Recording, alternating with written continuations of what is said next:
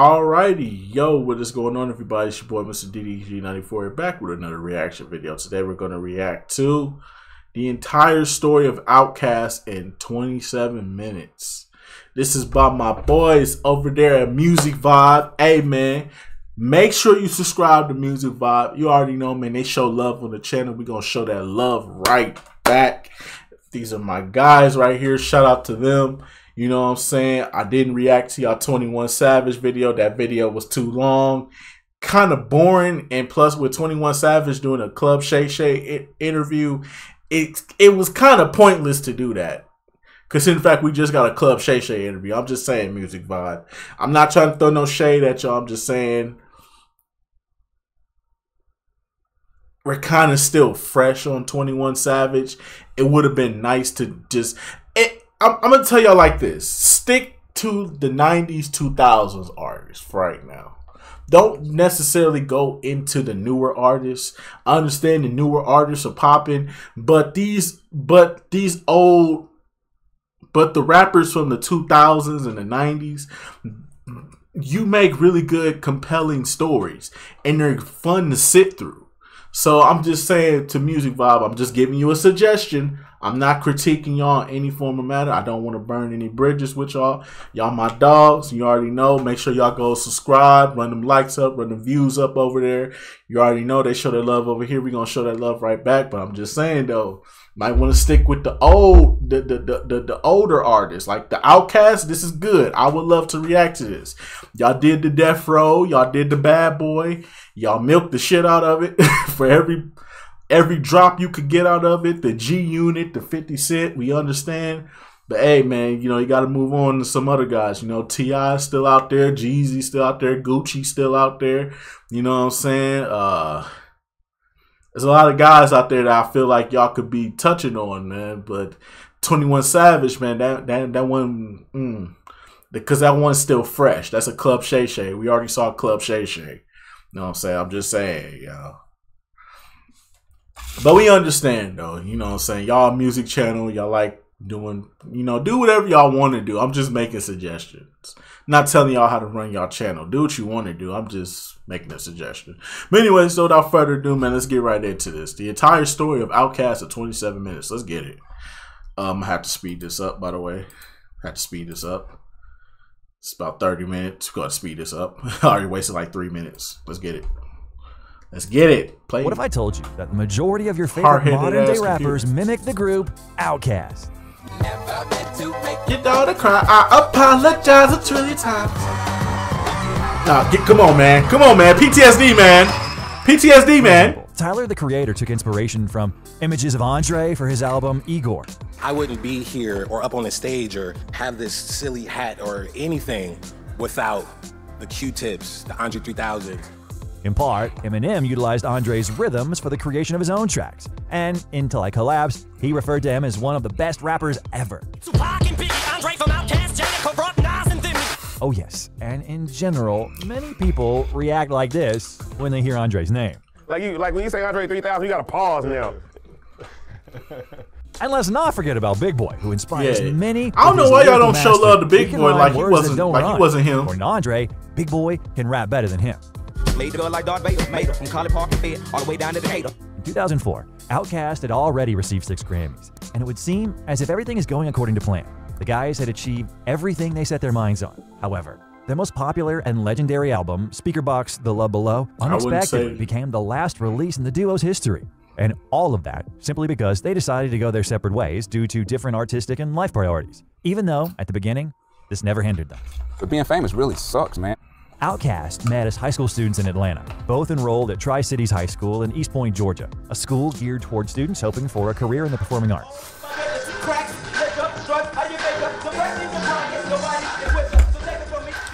They stood out from the other students, they recalled, initially because of their unusually preppy clothing choices. It was music, however, that cemented their early friendship. Both were fans of the more daring vein of hip-hop artists, such as De La Soul, the Brand Nubians, and A Tribe Called Quest. They also loved 1970s funk from the likes of George Clinton and Sly and the Family Stone. Big Boy and Andre began writing their own raps, which they turned into mixtapes. They initially Andre named looked like the he was outfit working Two there, like he Shades just Deep, did a 12-hour a word that shift had at already been Foot taken by Locker, another though. group. They renamed themselves the Misfits, which they also discovered was being used. Looking up misfit in the dictionary, they found the synonym outcast and decided to use that, but keep the dictionary's phonetic K spelling.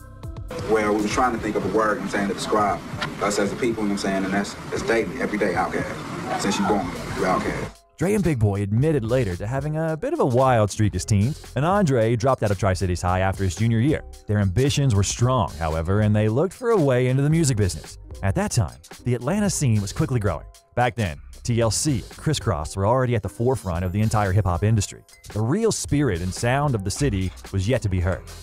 In a basement in southeast Atlanta, Sleepy Brown, Ray Murray, and Rico Wade had joined forces to create and produce music. They called themselves Organized Noise. Eventually, LaFace Records found out about them, and the guys began writing beats for the label. However, they needed to find rappers. As Rico Wade recalls, when he worked in the cosmetic department, one girl said that she knows 2 guys from school who can rap. In the end, they met up with Andre and Big Boy, who were around 15, 16 at the time. After the teenagers finished rapping, Rick understood that this is exactly what they needed. In 1993, but no, it's 1990. Both I am thinking and go to all you hoes y'all know. I used to go to SWD and I got my gat, but the niggas who want to trouble me. They made their way to that very same legendary basement and began writing some music. It seemed that everything began greatly, but in just one moment, the guys lost faith in themselves. It was when the label's producer, L.A. Reid, who worked in the pop and R&B sectors, said that he doubts that they can become stars. Sure, they have cool lyrics, but he didn't see any personality or unique style in them. The guy started thinking that perhaps they started all this in vain. However, Dre and Big Boy kept going regardless, and they became even better. Organized Noise urged them to become unique, and it worked out for them. The next time Reid heard them, he understood that this is what was needed. And he said that OUTKAST finally sounded unique, not anything like West or East Coast. The label finally offered them a contract. Then Reid called them up and said that they have a Christmas album lined up. And Big Boy was like, WTF, we're rappers. Why on earth will we rap about Christmas? And so they made a song about how Christmas doesn't come in the hood. The track that helped put them on the map is Players Ball. The song began playing on the radio. Player doing what the players do. After the success of Players Ball, the guys began diligently working on their debut album, which was called Southern Playalistic Cadillac Music. At that time, East and West Coast sounded more or less the same, which is precisely why music from the likes of OUTKAST stood out very much. The album was very well received by music critics and fans alike. This marked the birth of South hip-hop. Gonna get you high. OUTKAST were the first Southern group to break the coastal stranglehold on hip-hop. Like the Beatles sparking the British invasion, OUTKAST put Atlanta on the map and cracked the door for every Southern rapper that Because the South got something to say. debut. That's One all of I'm many gonna say. reasons why OUTKAST is probably the most important hip-hop group since NWA. Facts. I'm just crumbling there. And then the I'm just sinister and crumbling tragic there. Source Awards of 1995 happened, from which we have a Niggas separate video killing about. niggas, man. At that Don't time, understand. no one took South rap seriously. I'm just Radio hosts coming from New in. York said that they were country and that they would not play their music. Obviously, this seriously upset the protagonists of our video. In short, when they scored a victory in the Best New Rap Group nomination, Big Boy was composed and tried to be cool about it. Goody Mob in the house, you know what I'm saying? Want to say what's up to New York, you know what I'm saying? Because we from down south, you know what I'm saying? There's New York up in this, you know what I'm saying? Are y'all in here? You know what I'm saying? This y'all city.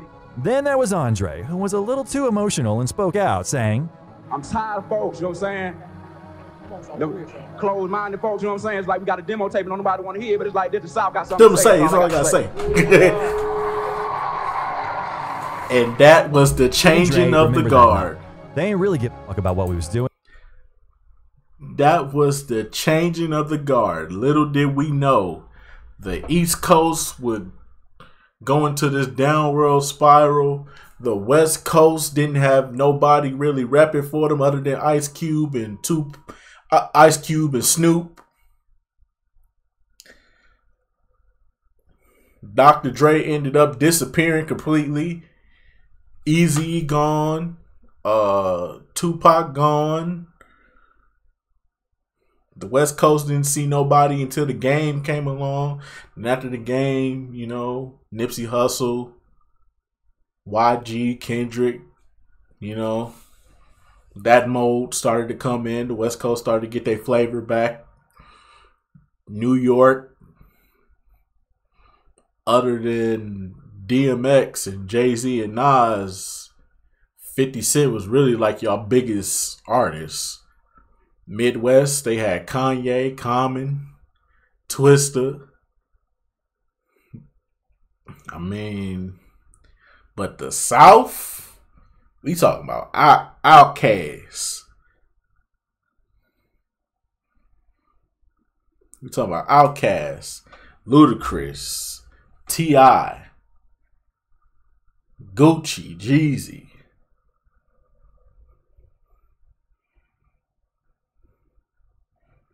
You had Cash Money Records. You had No Limit Records. Shit.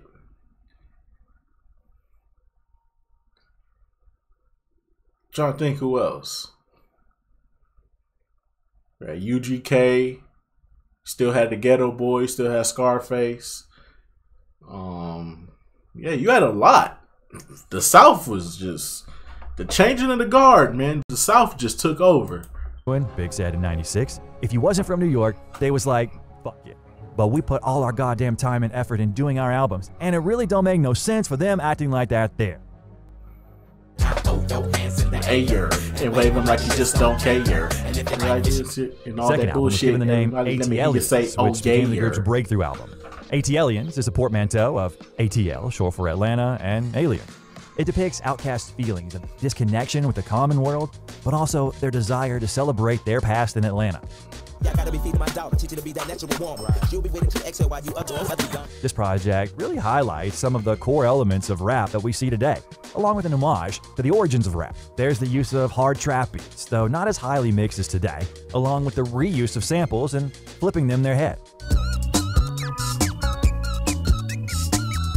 They learned a lot about production from Organized Noise, which is why, starting with this album, they began working on some tracks by themselves. The duo produced 5 of the 15 cuts, including ATLiens and Elevators, Me and You.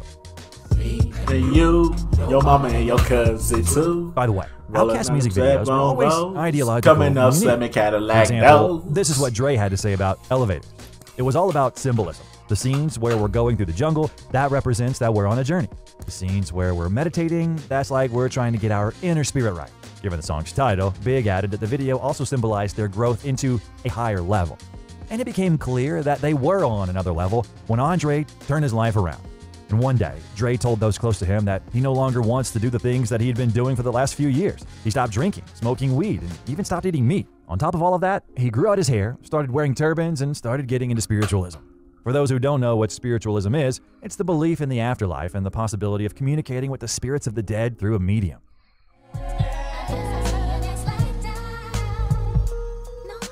Later, Andre met a woman called Erykah Badu, who was also interested in following a vegetarian diet. They met at a club in New York. At that time, Erykah had just stepped into the music industry. She was an unusual and brave woman, and Andre started developing some of these traits. They fell for one another, and sometime later, Erykah became pregnant.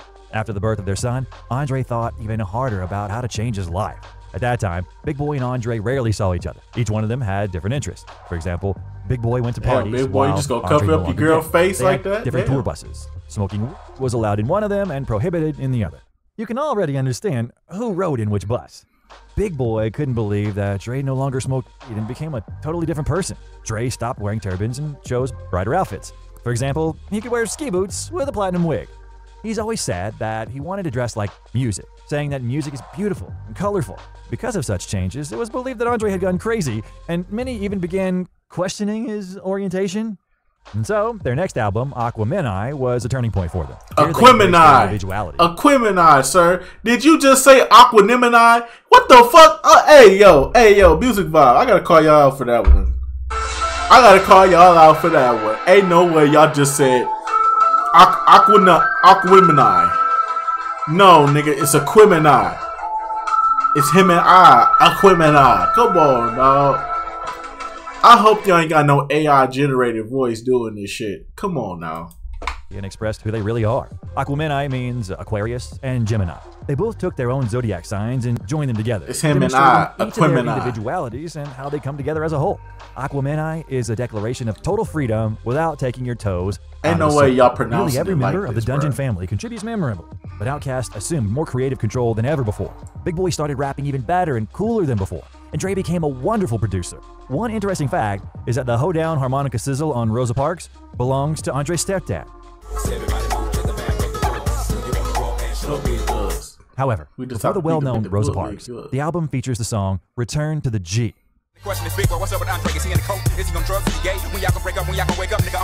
After rapping from the perspective of Southern gangsters on their debut album Southern Playalistic Cadillac Music, OUTKAST, Andre in particular, flipped the script and replaced their glocks with powerful lyrics on their follow-up album AT-Aliens. This drew the criticism from the real hip-hop folks that considered the decision to stop rapping about guns and violence to be soft. Andre 3000 was a heavy subject in this track, and he provided some insight into his verse. I quote, "I was young and wilder, and some of my fashion choices people didn't accept at the time," says Andre in an interview. "I started getting flack from some people, so they were like, either he's gay or on drugs. And it's funny because I was high as hell all the way through Southern Playalistic Cadillac Music, but by AT-Aliens and Aquemini, I wasn't smoking or drinking. With Big Boy standing by me, I knew I had to address some of this, because I can't have my homeboy looking back. I knew a lot of people felt Southern Playalistic was some of our hardest work, and they felt like we strayed from that. So, Return of the Gangsta was trying to give them a sense of, hey, I'm still a regular person." Big Boy added, saying, "Back then, there was a whole bunch of shit. People just couldn't understand how we were making the type of music we were making. There were a lot of attacks coming at my partner. So, we wanted OUTKAST to be like, you fuck with my homeboy, we're gonna fuck you up." We wanted to let people know this man doesn't stand by himself. I mean, that's my dog. It's a team effort. Andre 3000 was a philosopher who forced each one of us to think with his lyrics. Also, he could rhyme a 32-bar rhyme, and you'll still be on the edge of your seat from bar 1 to bar 32. In the Aquemini track, in verse 4, Andre switches up his flow and does a hot damn good job of quadrupling his time, keeping the same rhyme scheme for the entire verse. Often considered to be one of his best verses, and one of the best verses in any hip-hop song in general. The verse closely follows anapestic tetrameter. Ain't no lies being told right there. Andre snapped on that. There's 2 short syllables followed by 1 long one. Andre uses his flow. Andre snapped on that one. But it's most notable in the original Skin, Alien, and It's Happening lines. The Way I Am by Eminem is another famous example of verses in anapestic tetrameter in hip-hop. And what's most interesting is that Ice Cube said in an interview that the beef between West Coast and East Coast ended when people switched to the South scene. All the hip-hop fans were so fed up with the East Coast, West Coast beef that they said, you know, we're just gonna pay attention to what the South is doing. You guys gotta heal your wounds and come back. So it's not surprising why they ended this album in the following way. Like, the South got something to say, that's all I got to say. If everything was going well in the guys' careers, then dark times were affecting the artists' personal lives. Andre was going through a breakup with his baby mama, which seriously hurt the rapper. At the same time, Big Boy was going through a rough time with his wife. He already had a kid by that time, but he soon had a second child. However, this time it was already from a different woman. Thus, the guys had to return to the studio to escape from their own personal problems. And that is exactly how the legendary song Miss Jackson came to be.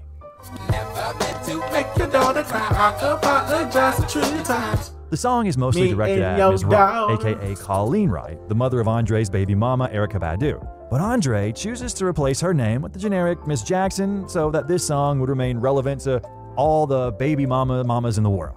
Andre revealed in an interview that he was too nervous to address Erykah's mom face to face, so he decided to apologize indirectly through this song. I liked it, but how did my mama feel? Our baby, she bought her a Miss Jackson license plate.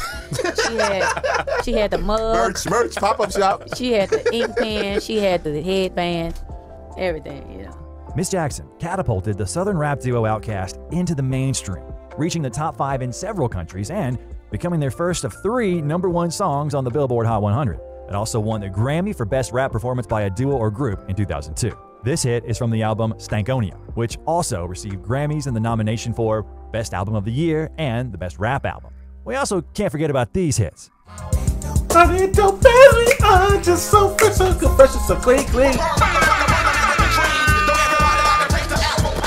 Stankonia had opened up a kaleidoscopic world that was more of a journey than a statement. One that reveals itself in the detours as much as in the singles. It's an album not just of the moment, but one to let marinate and savor over a lifetime.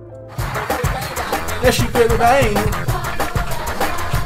Following the release of OUTKAST's fourth studio album, Andre 3000 felt urged to do something different from his previous projects and moved to Los Angeles to pursue an acting career. He was relatively unsuccessful, landing a minor role in Hollywood Homicide and a one-episode appearance in the drama series The Shield. He returned to music and recorded a solo album and came up with the name The Love Below for it. That was different from the material he had recorded as part of OUTKAST. The output was a blend of pop, jazz, and funk with live instruments and more singing than rapping.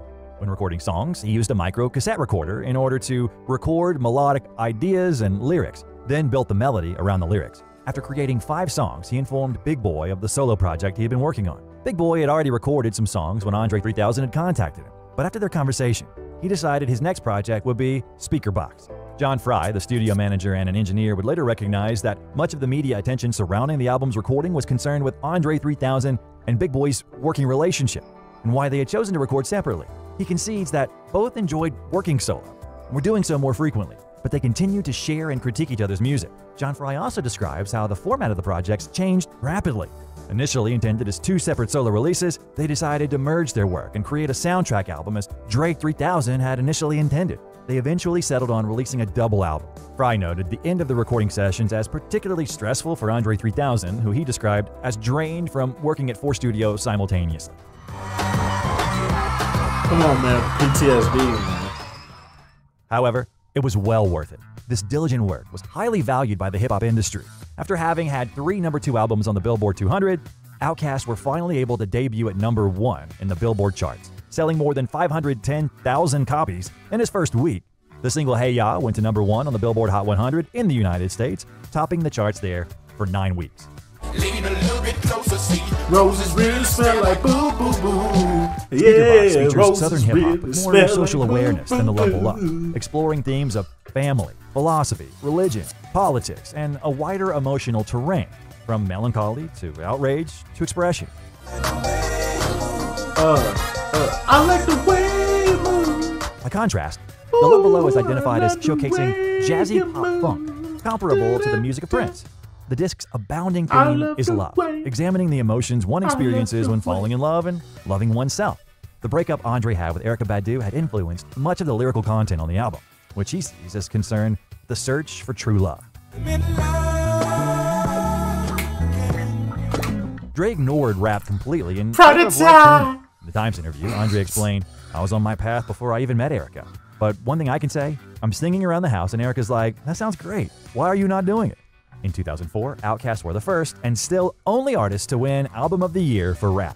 We love y'all. Thank you very much. Southern Playlist of Cadillac Music. But they also won in 2 other nominations, and specifically in the Best Rap Album of the Year and Best Urban Alternative Performance. There, Andre was not so emotional. For instance, when he received the award for Best Rap Album, he wasn't so talkative. Thank you.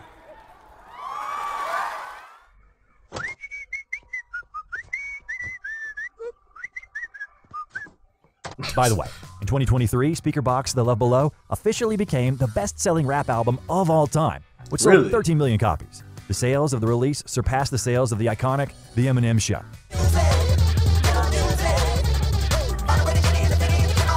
In a 2006 interview with MTV, Andre 3000 hinted at the possibility of a hiatus, saying, "I don't have the pulse anymore. It's not as exciting to me."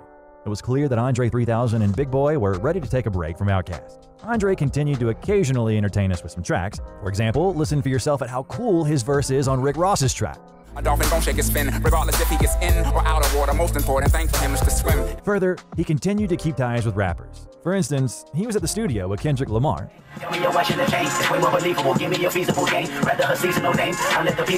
Oh, and he didn't quit his acting career either. I mean, we're broke, you know, but we're cool. Yeah, we have a right lot. Might as well hang out with us and be broke. I still have yet to finish that damn movie. I started it, but I fell asleep. It was like, it came on Showtime. It came on Showtime one night, and it was like super late at night. It was like, I want to say at least like 1 o'clock in the morning. I stayed up literally just to watch that movie. I fell asleep midway through it. I ain't gonna say it was boring, but it was kind of boring. But I do have to go back and watch this once once in my lifetime. I'm cool. In turn, Big Boy continued making music, releasing 2 albums.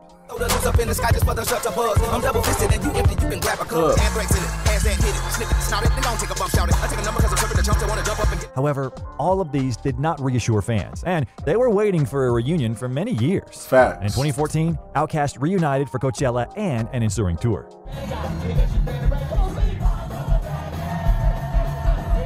Andre can still recall that first night, how strange it was being back on stage in front of thousands of people, not to mention Paul McCartney and Prince, who called the next day to reprimand Andre for checking out of the show halfway through.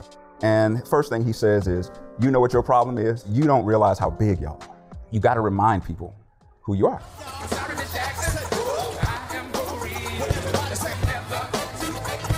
After the reunion, Andre went back to doing what he was comfortable doing, which was being on his own. Yep. He was often seen on the streets where he played the flute. That's crazy though. Hello. That's crazy though, just running into Andre 3000 and just playing his flute randomly. I hope y'all understand boundaries, and I hope y'all not trying to... Because if I saw Andre, I would respect his boundaries, because clearly he's in a different space nowadays. So it's best to just let him be on his own, man. You know what I'm saying? Let him zone out to his flute, man. But I would still say, yo, Andre 3000, what's good, my boy? I wouldn't ask for no picture. You know how many celebrities I've met and I've never asked for a picture? I'd rather keep the memory up here than try to take a picture just to prove that I was with. I don't know. I just find taking a picture with a celebrity, I just find it desperate and lame. Maybe that's just me, but I'm not really trying to take pictures with celebrities. I'm not trying to really, I'm really not trying to garnish the memory by taking a picture. I feel like keeping it up here is more important than, taking a picture to have proof that I met this person. I don't really have to prove it. If I met the person, I met the person. It is what it is. If there was one person though, I'll probably say I would probably be the most starstruck over, and I have to take a picture with. It would be Allen Iverson, hands down. Allen Iverson would be the one person in my life that I would honestly, I'd be starstruck if I met him. I've ran into Michael Jordan one time. It was random too. I was at an airport in North Carolina, and he just so happened to be there, and everybody was trying to crowd him and take pictures with him and all this shit, and he was brushing everybody off. He had a security team trying to push everybody off. There was that one time though, and then I think he had a private jet. I'm not sure. I don't know. All I know is I saw him. Well, he was actually coming in. So he was coming in off the plane. So I'm guessing coming off his private jet or whatever. And he was coming in or whatever and walking through. And I was at I believe I was at a Subway waiting on my sandwich to get fixed. No, I was waiting on my sandwich? No, I wasn't waiting on my sandwich. I was eating my sandwich. And I just so happened to look over and I just heard somebody say, "Oh my God, it's Michael Jordan." I looked over. I was like, "Michael Jordan?" Oh, okay. I mean, I saw him. That was the first time I ever saw Michael Jordan in my life. I was like, "Oh, that's Michael Jordan. Wow. He's shorter than I expected him to be." Hey, shout out to Michael Jordan though. But Allen Iverson would probably be the one guy I'd be starstruck over if I ever met him. That would be my that's my favorite player of all time. I don't care what anybody say. Y'all can talk about Jordan and Kobe and LeBron. Nah, nigga, Iverson for me, nigga. I have 2 holes, so it's pause. He's satisfied with the fact that he has a peaceful life and that he can go and do his laundry without anyone bothering him. Facts. Yeah, of course, people come up to him. However, this is not comparable with other celebrities, such as Kanye West, for instance. No, but Kanye, you're a celebrity. Andre admitted that throughout his life, he struggled with social anxiety, According to his own words, the cause of it all was his huge fame. Because it's really unnatural to have that much attention as a human, you know? Andre said that Big Boy never pressured him to revive the group, and he perfectly understands why. It's because Andre is already a drastically different person. In the previous year, he released a new album, New Blue Sun, and the first track is called I Swear I Really Wanted to Make a Rap Album, but this is literally the way the wind blew me this time. The thing is that in an interview for GQ, Andre said that he cannot imagine himself rapping at this age. I remind you that he is currently 48 years old. Things that happen in my life, like what do you talk, like I gotta go get a colonoscopy, like what do you... However, he does not think about it, but he wants to understand how to present it to the community in an interesting way. He also admitted that he's not against recording one more album for OUTKAST. I want another OUTKAST album, you know what I mean? Like, yeah, like I want an OUTKAST album a long time ago. In the meantime, we got 87 minutes of experimental jazz and instrumental flute music, where there is no bass, absolutely no vocals from Andre, just an arsenal of wind instruments, both analog and digital, which are available at the disposal of the musician. In total, there are 8 tracks, but many of them are longer than 10 minutes.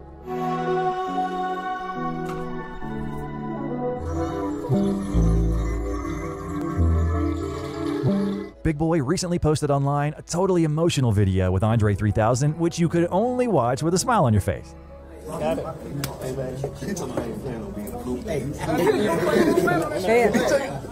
OUTKAST was a remarkable group, which proved that there are no boundaries in hip-hop. You can dress in whichever way you want and make whichever kind of music you want. And these principles are used by many modern-day artists. The next video I recommend you watch is about the tragic story of the Source Awards. Thanks everybody for watching. Alrighty, man. That's just going to about do it for this one, man. Make sure you subscribe to Music Vibe. You already know, man. Run them likes up, run them views up. You already know they show their love over here. We go show that love right back. Most definitely, man. OUTKAST is definitely one of the most goated hip-hop groups to ever fucking exist. Would I say they're more... A lot of people give me flack for when I say this, but I'm going to say it anyway. I hold OUTKAST to a higher standard than Wu-Tang. I put them on a higher pedestal than Wu-Tang. That's just me personally. I know everybody gonna be like, Wu-Tang is the greatest group of all time. I don't know what you're talking about. Nah, bro. For me personally, OUTKAST is head and shoulders above Wu-Tang. And Wu-Tang is a great group. Don't get me wrong. They're a great group, but they not OUTKAST. Let's just keep it. I'm just keeping it being. But anyway, so that's just gonna about do it for this one. Let me know what y'all think down in the comment section below. I'll get back to you till then. Peace out. Bitch.